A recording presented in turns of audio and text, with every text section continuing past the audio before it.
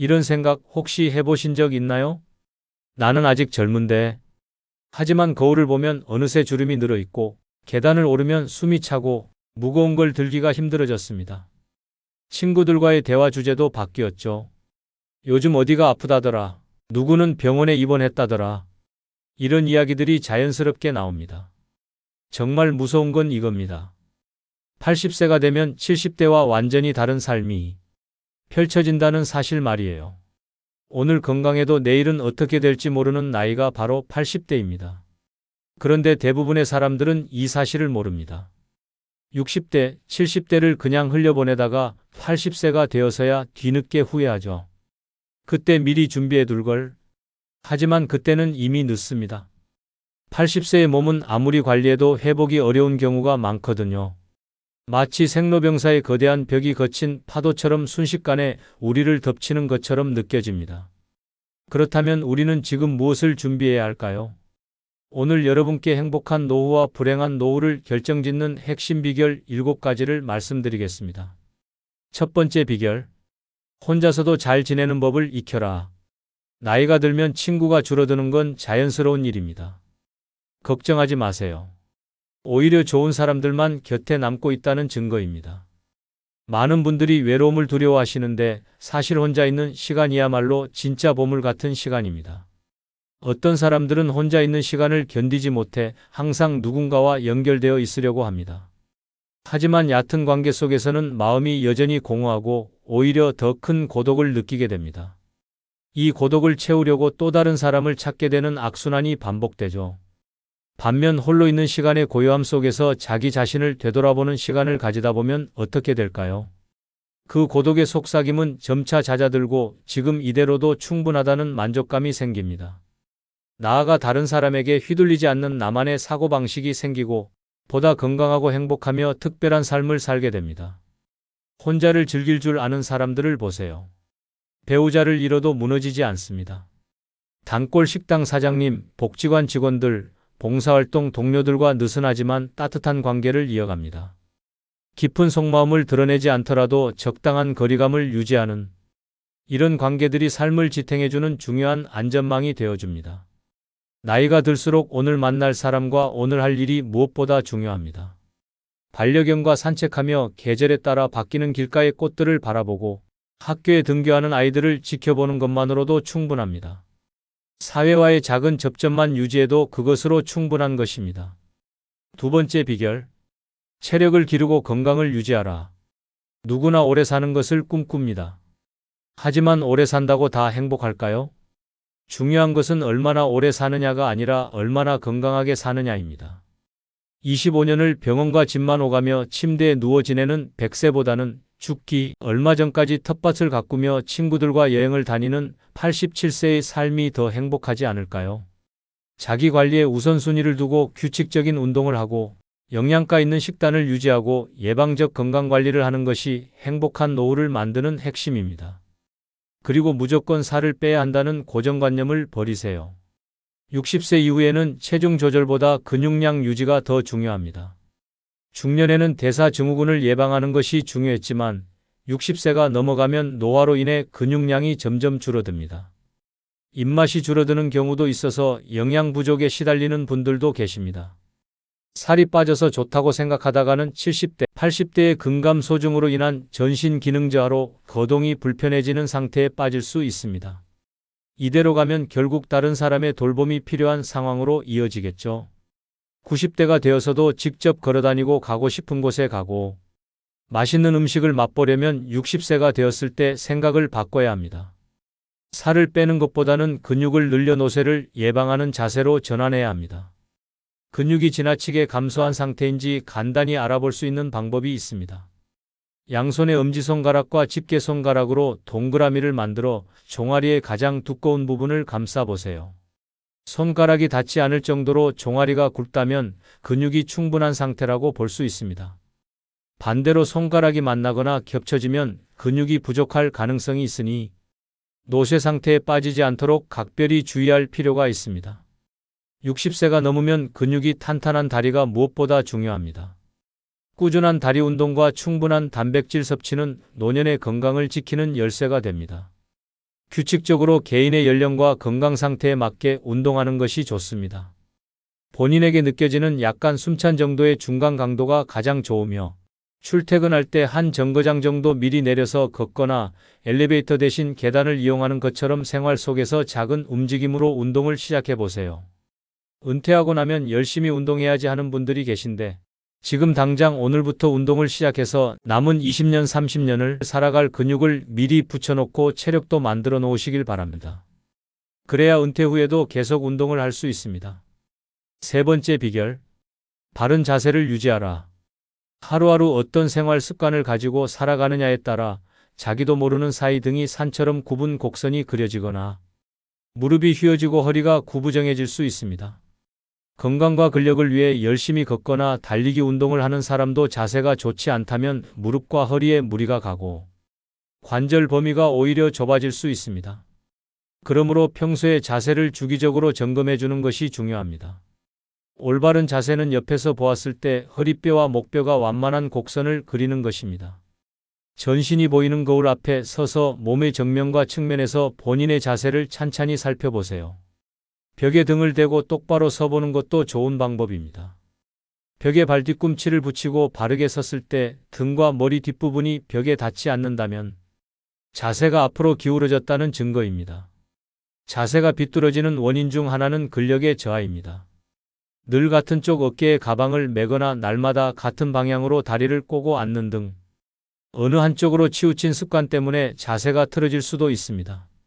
시간이 날 때마다 자신의 자세를 의식적으로 바로잡아 잘못된 버릇을 고쳐보도록 합시다. 자세가 좋아지면 외모도 한결 젊고 생기 있어 보입니다.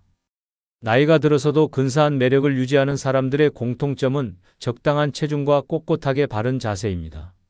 자세를 바르게 하면 마음가짐도 한결 적극적이고 긍정적인 방향으로 바뀝니다. 가슴을 당당하게 펴고 배에 힘을 주어 살짝 긴장감을 유지하면 자신감과 의욕이 생깁니다. 잠깐 운동하고 하루 종일 구부정하게 지내기보다는 매 순간 바른 자세를 유지하며 건강하고 활기차게 하루를 보내기를 권합니다. 네 번째 비결, 자녀에 대한 집착을 버려라. 이 부분이 가장 어려우실 겁니다.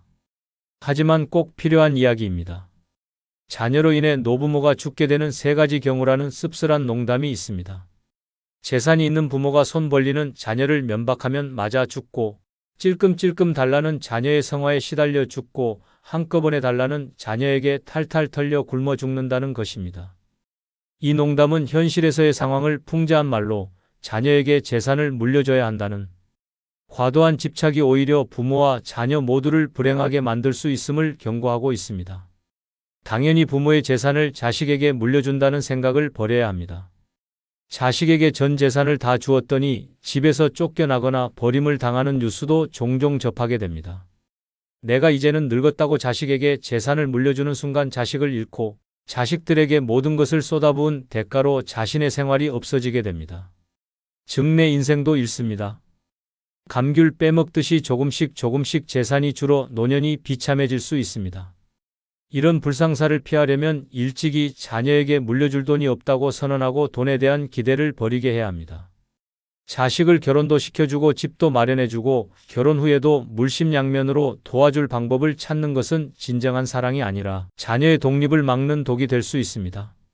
이렇게 자녀를 독립시키지 못하고 계속 품 안에 두다가 훗날 돈이 떨어지고 건강이 나빠졌을 때 자식이 부모를 부양하는 것을 부담스러워한다면 부모에게 남는 것은 배신감뿐입니다. 부모는 자녀가 사랑스러워 이것저것 다 해주었지만 결국 돈도 잃고 건강도 잃고 자식과의 관계마저 멀어져 자식도 부모도 서로를 모두 잃게 되는 상황에 이르게 됩니다. 이를 피하려면 자녀에게 대학 졸업 때까지만 또는 결혼할 때까지만 도움을 주겠다고 미리 도움을 주는 시점을 정하는 것이 현명합니다. 그리고 가능하다면 자산은 연금으로 바꾸는 것이 좋습니다. 매달 생활에 필요한 돈이 나온다면 마지막까지도 자립할 수 있기 때문입니다. 자녀가 어렵더라도 큰 돈을 한 번에 주어 부모가 빈곤에 빠지게 하는 것보다 달달이 나오는 연금을 모아 생활비라도 보태주는 것이 더 나은 선택입니다. 다섯 번째 비결, 남과 비교하지 말라. 다른 사람과의 비교는 불행으로 가는 고속도로와 같습니다. 특히 직장 생활이 얼마 남지 않은 50대, 60대의 남과 자신을 비교하는 것은 전혀 도움이 되지 않습니다. 우리 사회는 남들과 비교하는 문화가 강해서 자신의 형편을 이웃이나 친인척들과 비교하게 됩니다. 좋은 차나 큰 집 같은 것을 보면 자신과 비교하게 되고 자연스럽게 모임이나 친구들을 만나는 것도 줄이거나 안 하게 되면서 외로움이 따라옵니다. 남들은 큰 평수를 샀는데 나는 이제껏 무엇을 하고 살았는지, 누구는 죽을 때까지 몇백만 원의 연금이 나온다고 하는데 나는 왜 그런 직업을 갖지 못해서 지금 이 작은 연금만으로 어떻게 살아가야 하지? 이런 생각들은 자신을 무능하게 느끼게 하고 사회 시스템에 대한 불만을 키우게 합니다. 더 나쁜 것은 이제라도 이것을 만회하려고 그동안 관심도 없었던 무리한 투자나 사업을 시도하는 것입니다. 아무리 수명이 연장되었다 해도 50대 이후는 인생이 꺾이는 시기입니다. 계절로 치면 다시 씨를 뿌리고 키우는 때가 아닌 그동안의 결실을 거두는 시기라는 겁니다. 물론 50대에도 새로운 도전과 모험을 할 수 있습니다. 하지만 젊은 시절과 같이 실패할 경우 만회할 시간이 충분하지 않을 수 있다는 점, 그리고 체력이 떨어지고 있다는 점을 감안해야 합니다. 돈이든 체력이든 가정이든 지킬 수 있는 범위 내에서 도전과 모험의 범위를 제한하는 것이 현명합니다. 그리고 무엇보다 남과 비교하지 않고 자신의 현재 모습에 감사하는 것이 지혜로운 선택입니다. 우리나라의 수백억 재벌들도 더 큰 세상의 단위 재벌들 앞에서는 초라해질 수밖에 없는 게 비교라는 것입니다. 6번째 비결. 낭비하지 않고 저축하는 습관을 길러라. 은퇴 후에 경제적 어려움을 겪지 않으려면 지금부터라도 저축을 늘려야 합니다. 젊어서 노후 준비를 해놓지 않으면 비참한 노후를 맞이하게 되는 것은 시간 문제입니다. 직장에 다닐 때는 고정 수입이 있었지만 은퇴 후에는 그런 수입이 없어도 지출은 줄지 않으며 오히려 늘어나게 됩니다. 자녀 결혼 비용이라든지 나이가 들어감에 따라 늘어나는 병원비 같은 것이 그렇습니다. 퇴직 후 소득이 없어지면 그동안 모은 자산이나 예금을 사용해 생활비에 보태야 하는데 집을 담보로 주택연금을 받아야 할 수도 있습니다. 문제는 퇴직 후 자산이 점점 줄어들면서 불안해지고 자식에게 집이라도 남겨야 한다는 미련 때문에 주택연금에 가입하기를 꺼린다는 점입니다. 그러나 재산을 모두 사용하고 빈털터리로 죽기로 마음먹는다면 살아있는 동안 적절한 재산을 누릴 수 있습니다. 자산을 남겨주고 물려주는 것보다 남은 노후의 삶을 행복하게 보내기 위해 어떻게 활용할지 생각해야 합니다. 몇 살까지 살지 모르는데 죽기 전에 재산을 다 써버리면 어떻게 하느냐 이렇게 반문할 수도 있습니다. 하지만 이것은 재산을 낭비하는 것이 아니라 최대한 잘 활용하는 방법을 고민하는 것입니다. 내가 가진 범위 내에서 남과 비교하지 않고 욕심을 버리고 검소하게 생활한다면 대부분의 경우 죽을 때까지는 먹고 살 수 있을 것입니다. 가장 훌륭한 노후 준비는 평생 현역이라는 말도 있습니다. 가능하다면 몸을 무리하지 않는 선에서 퇴직 후에도 계속 일자리를 갖는 것도 좋은 방법입니다. 소득이 많지 않아도 일한다는 즐거움과 활력을 얻을 수 있으며 고립감을 해소할 수 있습니다. 또 소일거리라도 갖는다는 것은 노후에도 자기의 존재 가치를 확인한다는 의미입니다. 7번째 비결. 인생의 8할은 잊어버려도 상관없다. 모든 성과의 80%가 노력의 20%에서 비롯된다는 파레토의 법칙을 들어보신 적이 있으신가요? 20대 80법칙이라고도 불리는 이 법칙은 우리의 삶에도 적용됩니다. 한 개미 집단의 20%가 전체 식량의 80%를 책임진다는 이야기와도 일맥상통합니다. 개미를 자세히 관찰해보면 모든 개미가 똑같이 일하지 않는다는 사실을 알 수 있습니다. 부지런히 일하는 개미는 아주 소수이며 대부분의 개미는 게으름을 피우고 있습니다. 부지런히 일하던 개미가 지쳐 쓰러지면 그제서야 일하지 않고 있던 개미가 팔을 걷어붙이는 모습을 보게 됩니다. 인생도 마찬가지입니다. 나라는 존재의 중심이자 나를 나답게 만드는 무언가는 20% 안에 담겨 있습니다. 이 20%를 잘 붙잡으면 인생의 80%는 잊어버려도 큰 문제가 없습니다. 우리는 이미 이런 경험을 하지 않았나요? 화려한 레스토랑에서 식사를 하거나 값비싼 외제차를 몰고 남부럽지 않은 집에 사는 것은 사실 그리 중요한 것이 아닙니다. 이것들은 그저 잊어도 괜찮은 80%에 속합니다. 반면 가족과 함께 밥 한 끼를 먹을 수 있는 시간, 내 두 발로 내가 좋아하는 곳에 갈 수 있는 체력, 내가 좋아하는 음악을 듣고 책을 읽을 수 있는 공간이 있다면 나머지는 아무래도 상관없습니다. 이 20대 80 법칙을 일과 인생에 적용해보면 우리의 삶은 크게 달라집니다. 60세 이후에는 정말 중요한 것들에 집중하는 시간이 되어야 합니다. 노년이란 쇠퇴하는 시기라는 인식이 일반적이지만 사실 인생 후반부는 자녀를 독립시키고 사회에서도 일선에서 물러나 홀가분해지는 시기입니다. 그동안 쌓아온 경험은 세상의 정답에 얽매이지 않고 나만의 해답을 찾을 수 있는 여유를 선사합니다. 이 시기야말로 비로소 온전히 자유로워질 수 있는 시간입니다. 이 시간을 충만하게 누리기 위해서는 긴장을 내려놓고 작은 실수 정도는 웃어넘길 수 있는 용기가 중요합니다. 그리고 그런 나를 보며 다른 사람도 함께 웃을 수 있다면 더할 나위 없이 좋을 것입니다. 타인을 용서하고 나 자신을 용서하는 넉넉한 마음도 필요합니다. 누군가로 인해 기분이 상하는 일이 생기면 그 사람을 용서해주고 내가 잘못했을 때도 스스로 한 번 더 용서해주는 너그러움을 기르는 것이 중요합니다. 또한 행복이 무엇인지 어떻게 하면 행복해질 수 있는지에 대해 깊이 고민하지 않는 것이 좋습니다. 너무 깊이 고민하고 복잡하게 생각하면 그 생각에 사로잡혀 오히려 일상 속 작은 행복들을 놓치기 쉽기 때문입니다. 몸을 움직이면 자연히 심장이 활기를 되찾고 체온이 올라가며 행복 호르몬이라 불리는 세로토닌과 도파민이 분비됩니다. 이렇게 간단한 운동으로도 행복감을 쌓아갈 수 있습니다. 매일 실천할 수 있는 인생을 행복하게 만드는 7가지 방법. 첫 번째, 상쾌한 기분으로 깨어나세요. 깨어있는 시간 동안 행복하기 위해서는 잠자리에서 충분한 시간을 보내야 한다는 사실을 기억해야 합니다. 하루에 7시간에서 8시간 정도 꼭 충분한 수면을 취하세요. 틈틈이 몸이 고나면 낮잠을 자는 것도 좋습니다. 두 번째, 사랑을 표현하세요. 삶에 지쳐서 익숙하지 않아서 미처 표현하지 못했던 사랑하는 마음을 꺼내보세요. 배우자에게, 자녀에게, 그리고 주변 지인들에게 가볍게 인사하듯 사랑을 표현하세요. 사랑은 표현할수록 더욱 커지기 마련입니다. 그렇게 당신을 진심으로 사랑하는 누군가를 곁에 두면 그 사람은 당신에게 더 큰 행복을 선물할 것입니다. 세 번째, 목표를 만들어 보세요. 작은 목표라도 세워두면 그것을 달성하는 과정에서 삶의 의미를 발견할 수 있습니다. 하루에 30분은 꼭 걷기, 일주일에 한 번은 외식하기, 한 달에 한 번은 교회로 나가기 등 일상에서 소소한 목표들을 하나하나 달성해 나가며 삶의 즐거움을 느껴보세요. 네 번째, 무리하지 마세요. 과도한 부담을 피하고 자신의 페이스를 유지하는 것이 중요합니다. 누군가 너무 많은 일을 맡긴다면 그저 웃으며 가볍게 이야기하세요. 이젠 내가 모두 부담하기에는 좀 무리인 것 같다고. 다섯 번째, 선물하세요. 작은 일이라도 스스로에게 보상을 해주는 법을 익히세요. 작은 선물이라도 자신에게 주는 기쁨은 큰 만족감을 가져다 줄 것입니다. 또한 누군가에게 선물을 주어 보세요. 넉넉한 마음으로 주는 선물은 돌고 돌아 당신에게 더 큰 기쁨으로 돌아올 것입니다. 여섯 번째, 너그러워지세요. 다른 사람들의 걱정과 슬픔에 공감하되 자신이 그들의 슬픔에 휘말리지 않도록 주의하세요.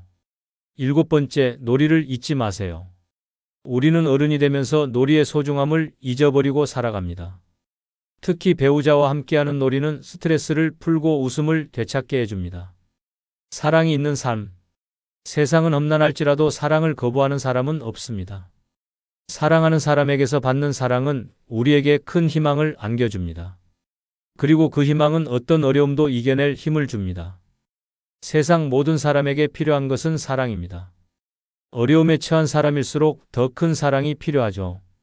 사람마다 좋아하는 유형은 다르지만 대부분이 공통적으로 바라는 사람은 마음이 넓고 사랑을 할 줄 아는 사람입니다.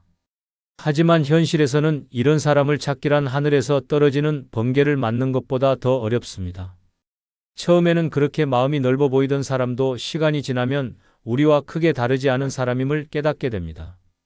하지만 사랑할 줄 아는 사람은 다릅니다. 바보를 천재로 만들 수 있고 고장난 세상을 고칠 수 있는 능력을 가진 사람입니다.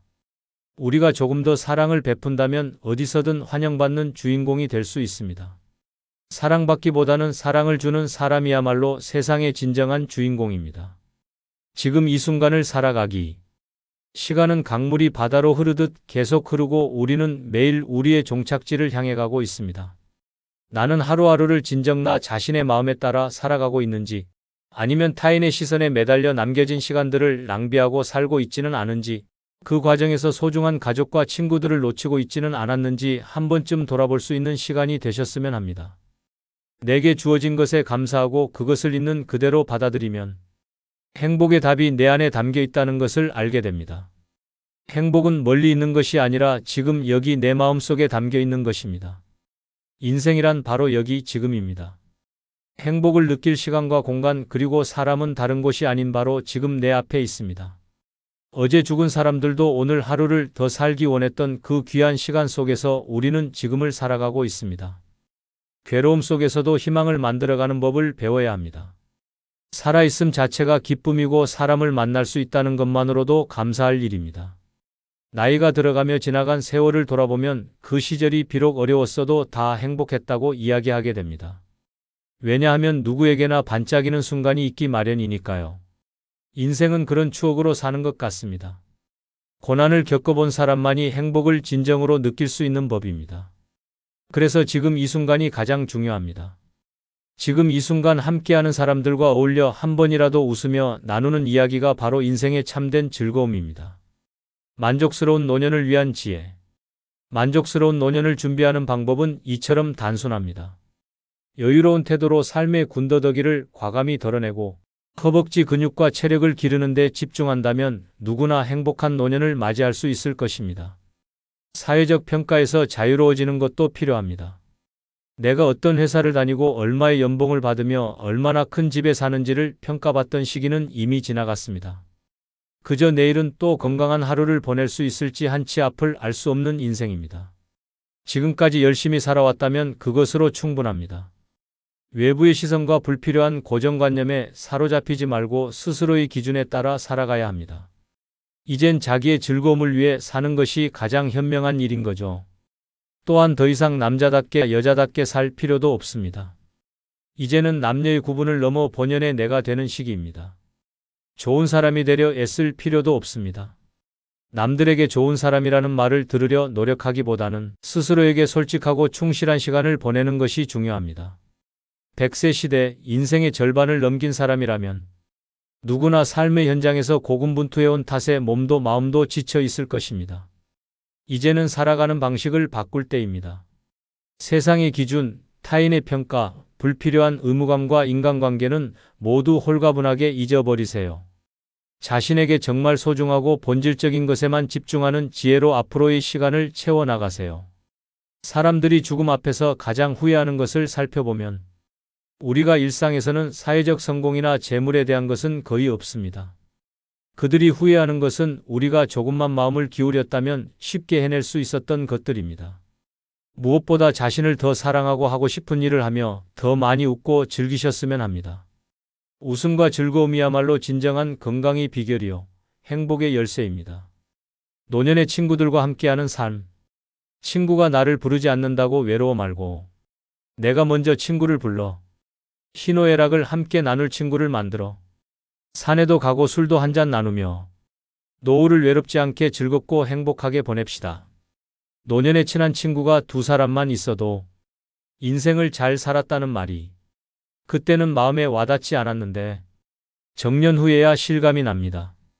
친구가 될 수 있는 조건을 세 가지만 꼽으라면 첫째로 가까이 살아서 언제든지 부르면 올 수 있고 둘째로 취향이 같고 건강해야 동행할 수 있고 셋째로 생활 여유가 비슷해야 함께 여행도 하고 술 한잔 기울이며 이야기도 부담 없이 나눌 수 있습니다. 인생을 마무리하는 지혜. 나이가 들면 이런 마음으로 살다 갑시다. 삶을 남과 비교하지 말고 남을 원망하지 말고 부모로서 자식이 잘 되길 바래도 자식들에게 너무 기대하지 말고 지난 날을 후회하지 말고 내 운명이라 생각하고 운명이 다해서 세상을 떠날 때는 부와 권력, 명예도 다 놓아버리고 빈손으로 홀가분하게 미련 없이 미소 짓고 떠나게 해달라고 소망하며 삽시다. 재물이 많아도 만족하지 못하고 더 많은 재물을 모으려고 발버둥치면 재물의 노예가 되어 가진 재물에 만족하지 못해 마음이 가난하고 많은 재물이 없어도 가진 것에 만족하고 분수에 맞게 즐겁게 살면 마음이 부유한 부자인 것입니다. 잘 산 인생과 못 산 인생, 가난한 사람과 부자인 사람은 마음먹기에 달려 있습니다. 영겁의 세월 속에 인간의 삶은 흐르는 물과 같고 하늘에 떠가는 구름과 같습니다. 올 때는 순서가 있지만 이 세상 떠날 때는 순서도 없고 언제 떠난다는 기약도 없어 몇 분 후를 모르는 것이 인생이라 합니다. 지난 날은 다시 돌아올 수 없고 미래는 기약이 없으니 지난 일에 미련 갖지 말고 미래를 너무 기대하지 맙시다. 지금 주어진 이 시간이 생애 제일 소중하다고 생각하며 보람있고 즐겁고 행복하게 보냅시다. 나이 먹어서 얼굴에 주름이 늘고 늙어가는 것을 서러워 말고 연륜 있는 사람으로 따뜻하고 지혜로운 삶을 사는 모습을 보여줍시다. 여기까지 시청해주신 모든 분들께 진심으로 감사드립니다. 이 글이 여러분의 노후 준비에 작은 나침반이 되었기를 바랍니다. 혹시 오늘 이야기 중에서 특별히 마음에 와닿은 부분이 있으시다면 댓글로 나눠주세요. 여러분의 인생 경험과 지혜도 다른 분들에게 큰 도움이 될 것입니다. 이 부분은 정말 공감된다 하시는 분들은 좋아요 버튼도 눌러주시고요. 주변에 비슷한 나이대의 지인분들이 계시다면 이 영상을 공유해주세요. 함께 나이 들어가는 것도 외롭지 않을 거예요. 지혜여정 채널을 구독하시면 앞으로도 인생의 후반전을 지혜롭게 살아가는 데 도움이 되는 따뜻한 이야기들을 계속 만나보실 수 있습니다. 지금 이 순간 여러분이 진정으로 원하는 노후의 모습을 한번 그려보세요. 그리고 그 꿈을 향해 한 걸음씩 나아가세요. 인생의 마지막 장을 어떻게 채워갈지는 여러분의 손에 달려 있습니다. 모든 분들이 건강하고 행복한 노후를 맞이하시길 진심으로 기원합니다. 감사합니다.